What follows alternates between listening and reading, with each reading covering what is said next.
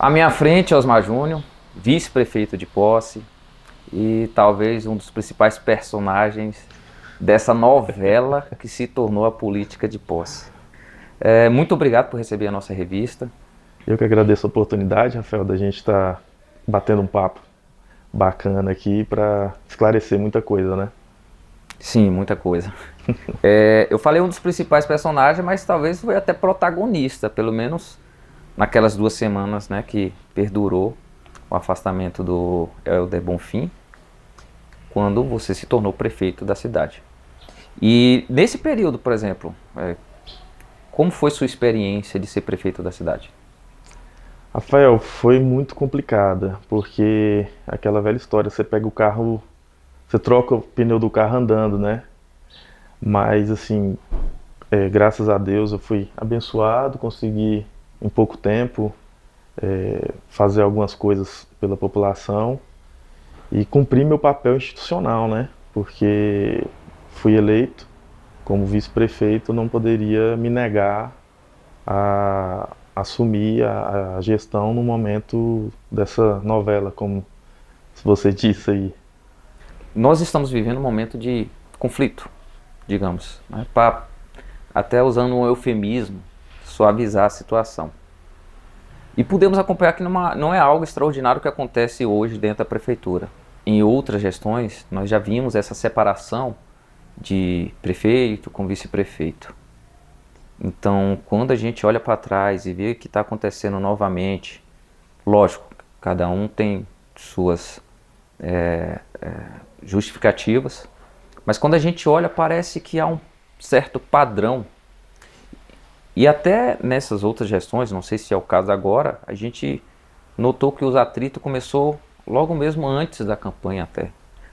Então, há uma certa ingenuidade dos políticos, dos candidatos a acreditar que começou errado, mas pode acertar ao longo dos 4 anos, ou não. Cada caso é um caso.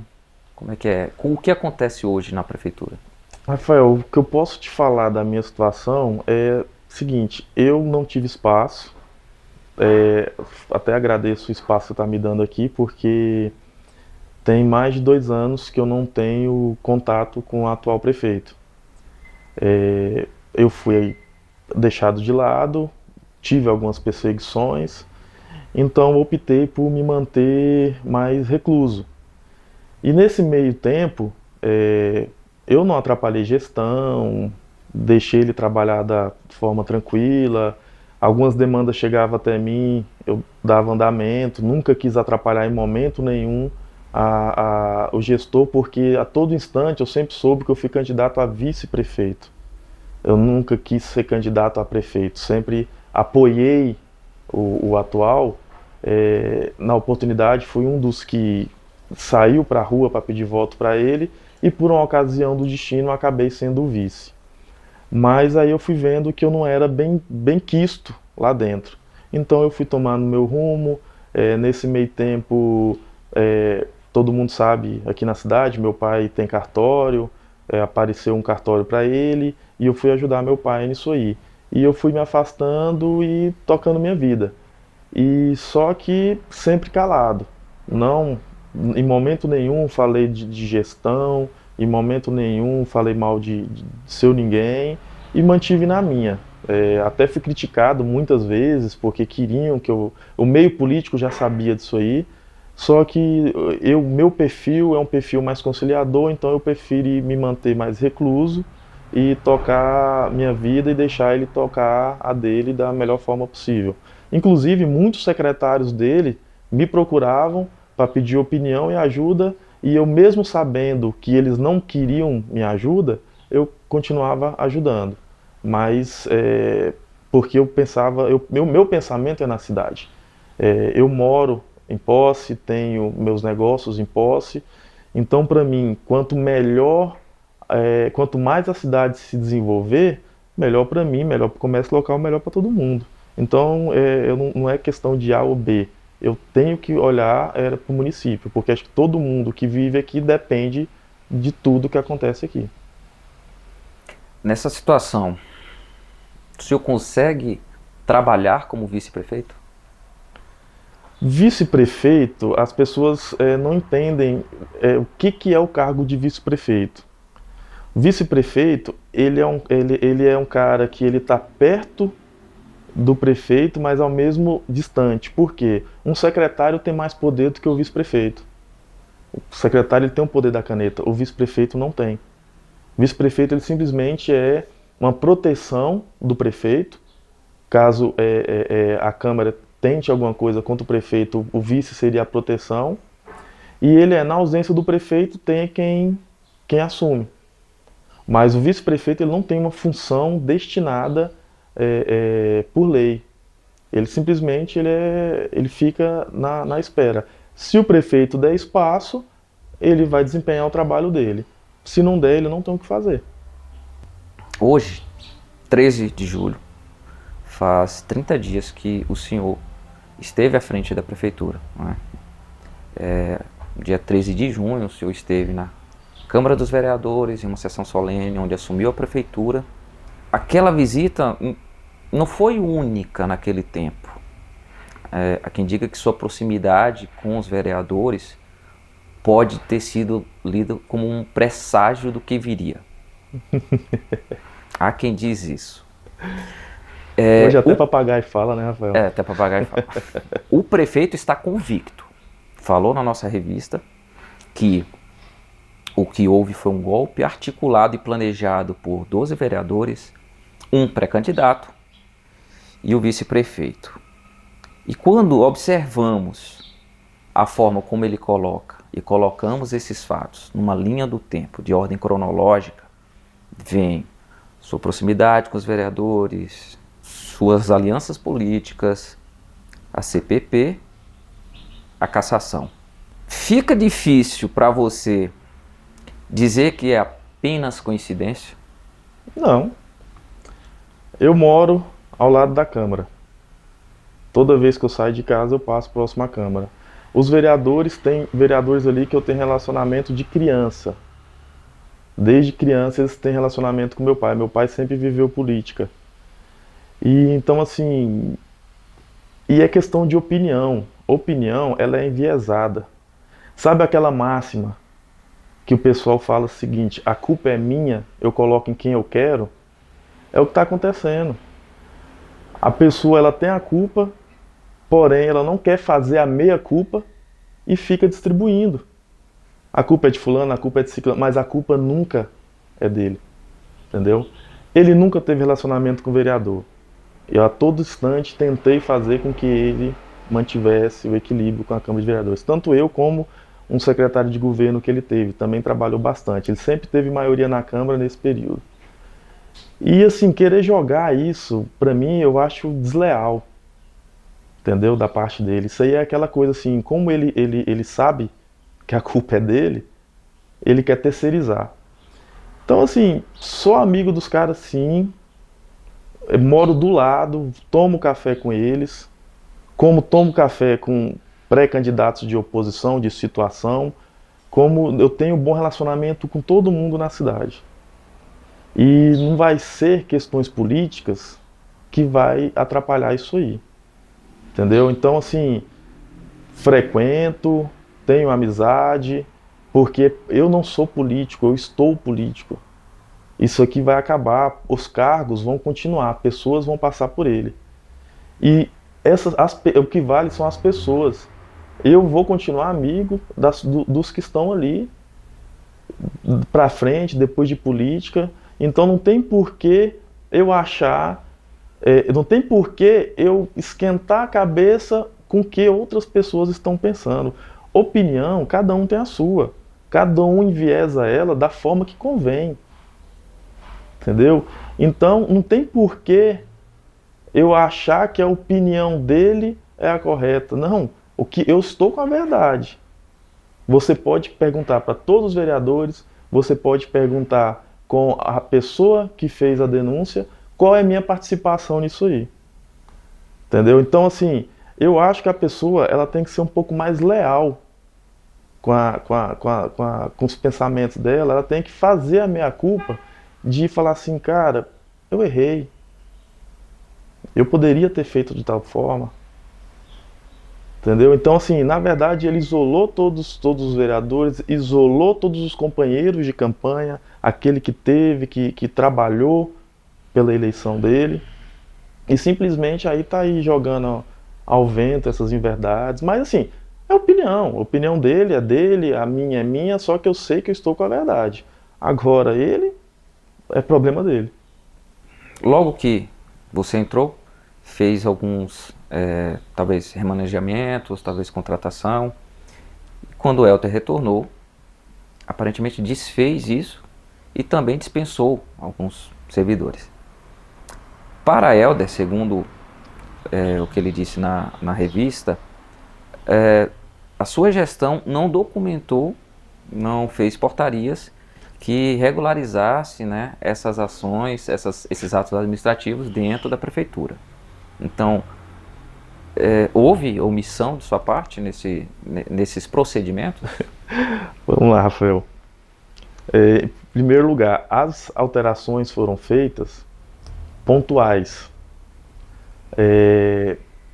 Eu não mandei as pessoas embora, não persegui ninguém, a máquina continuou rodando. A história era que posse ia parar, que não ia pagar a folha de pagamentos. Não aconteceu.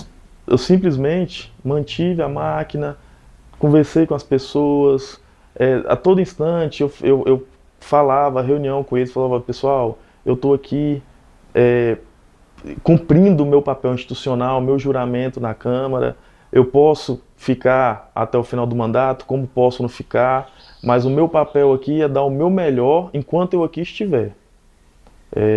Não desejei isso, porém eu tenho que estar preparado. E eu via um distanciamento que existia entre o gestor e o servidor. Então eu tentei atrair o gestor para próximo da gente. Tanto é que o secretário de limpeza que eu coloquei está lá ainda, pelo belo trabalho que fez. E eu não persegui ninguém.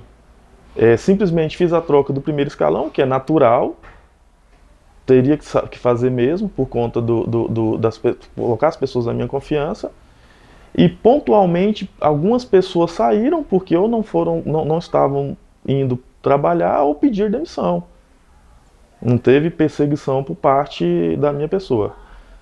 Com relação à questão documental, como a gente pegou no período de 13 de junho, até demora uns dias para conseguir senha, tal, para um monte de coisa, acabou que algumas pessoas que estavam sendo contratadas, foi feita a opção de incluir elas na folha de julho. Então, para não atrapalhar a folha de junho, porque a gente estava naquela bagunça de como que ia fazer o pagamento e tal. Então, foi feito o pagamento de junho, tudo certinho, e em julho as pessoas iriam começar a trabalhar e ter a sua portaria tudo certinho. Mas, se eu não me engano, o retorno foi no dia 3 ou 4, então não teve não teve tempo hábil para assinar a portaria do pessoal de julho, mas que estava todo mundo trabalhando com documentação, tudo regular, isso aí não tem o que se discutir. O senhor já manifestou Senhor não, eu sou novo. Você já manifestou publicamente, né, seus aliados políticos para as próximas eleições. E esse grupo selecionado por você já divulgou também quem serão os nomes pré-candidatos a prefeito e vice-prefeito. A propósito, pessoas bem conhecidas, né? Eu sinto que a população não está totalmente convencida de que esses nomes estarão de fato nas urnas nas próximas eleições. Como o meu amigo Toquinho diz, muita água pode passar debaixo dessa ponte. E acompanhando política, estou vendo que realmente é assim. Você também já manifestou que não sonha com uma próxima candidatura. Mas a gente pode descartar completamente a sua participação ou até a sua experiência despertou, reacendeu alguma chama por um cargo político? Pode descartar 101%. Na verdade, a experiência foi apagar a chaminha que tinha. A curto prazo, Rafael, não tenho intenção. Vou continuar, vou tocar os meus projetos pessoais, sempre ajudando as pessoas, como sempre ajudei. Minha família, ela é conhecida na cidade pelo bem que foi feito. Meu pai veio novo para cá, minha mãe também. Meu pai é mineiro, minha mãe cearense. Eu e meus irmãos somos filhos da cidade, nascemos aqui. Então, assim, nós temos uma paixão pela cidade e, independente de política, nós sempre trabalhamos em prol do município. Minha mãe sempre ajudou muita gente, meu pai sempre ajudou muita gente. Então, assim, vou continuar com essa mesma pegada que eles me ensinaram, sempre ajudando as pessoas, ajudando o próximo. Mas em termos de cargo público, não está no meu radar a curto prazo, não. Essa eleição, então, muito menos. Chance zero de candidatura. Eu tenho a preferência por um candidato, que acredito que ele será o melhor para o município. Sou amigo do Márcio Passos, que até você entrevistou ele. É uma pessoa muito boa, gosto muito dele. Mas na política, a gente tem que fazer escolhas. A gente não pode ficar em cima do muro. E eu já tenho a minha escolha. Agora, assim, o futuro... Não sei, 50 anos, 60 anos, pode ser que eu venha? Pode ser que minha contribuição foi dada só nesse período? Pode ser também.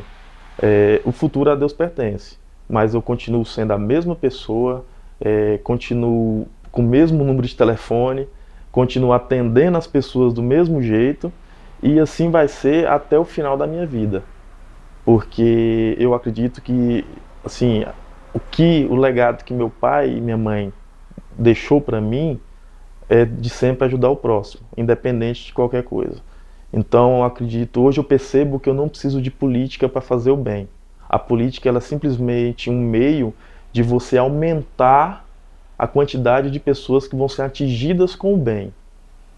Mas a partir da hora que você faz o bem para uma pessoa, para duas pessoas, isso aí para você e para Deus, né, principalmente, já é o que importa.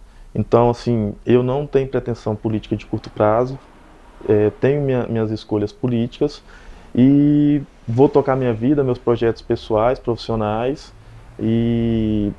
mas sempre à disposição da população de Poços. Porque, assim, querendo ou não, como eu disse, eu estou político, né? E as pessoas vão sempre estar procurando a gente e eu vou estar sempre à disposição para ajudar. Mas assim, então eu não tenho pretensão de curto prazo. Vou cuidar da minha família, dos meus negócios, mas sempre à disposição do nosso município. Muitíssimo obrigado, né, por aceitar esse convite e eu desejo de coração sucesso para você. E fica aí a possibilidade também, talvez você passar mais alguma mensagem para aquelas pessoas que acompanham o seu trabalho. Não, Rafael, você tem que agradecer a oportunidade. Eu acho que é a primeira vez que eu venho falar sobre essas questões políticas. Como eu te disse, eu mantive recluso por um tempo, mas eu acho que chegou o momento, entendeu? Porque ficar calado é bom até um certo momento. As pessoas também precisam saber um pouco da verdade. Então eu agradeço essa oportunidade de poder estar falando aqui de forma descontraída, de forma amiga. E estou à disposição, precisar de qualquer coisa, estou aí e conte sempre comigo. E deixo aí para a população o recado que eu continuo sendo a mesma pessoa. Inclusive foi até interessante porque as pessoas, quando eu fui para a campanha, as pessoas achavam, é um playboy, é um filhinho de papai, ele é uma pessoa que como é que se fala? Não é quando você não tem acesso, ele não é acessível. Agora, nesse período que eu fiquei lá dentro, eu vi pessoas chorando, saindo do gabinete chorando, só pelo fato de ter sido atendida pelo prefeito. Só por isso. Pessoa pegar na minha mão e falar assim, levou a demanda dela, na hora de sair, ela chorou e falou assim, não foi só uma, tá? Chorou e falou assim, obrigado por me receber. Tinha muitos anos que eu não era recebido pelo prefeito. E como eu sempre digo, o prefeito ele não tem que ser servido, ele tem que servir. Enquanto as pessoas entrarem lá com esse pensamento que tem que ser servido, aí acontecem as coisas que estão acontecendo. Mas Deus vai abençoar nosso município e nós vamos colocar ele nos trilhos futuramente. Muito obrigado mais uma vez pela oportunidade.